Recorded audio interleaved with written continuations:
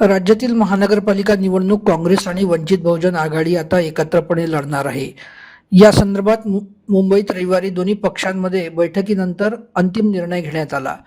काँग्रेसतर्फे प्रदेशाध्यक्ष हर्षवर्धन सपकाळ हे या बैठकीला उपस्थित होते.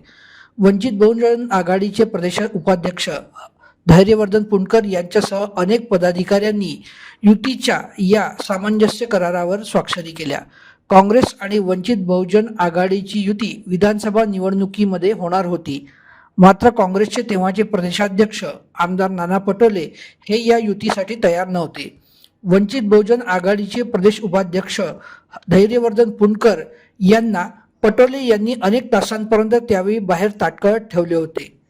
नाना पटोले प्रदेशाध्यक्ष पदावरून हटल्यानंतर हर्षवर्धन सपकाळ यांनी काँग्रेसचे दरवाजे सर्व समविचारी पक्षांसाठी खुले केले.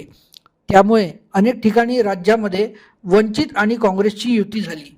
नगरपरिषद आणि नगरपंचायत निवडणुकीनंतर आता राज्यातील महानगरपालिका निवडणुकीमध्ये देखील वंचित बहुजन आघाडी आणि काँग्रेस एकत्र दिसणार आहे.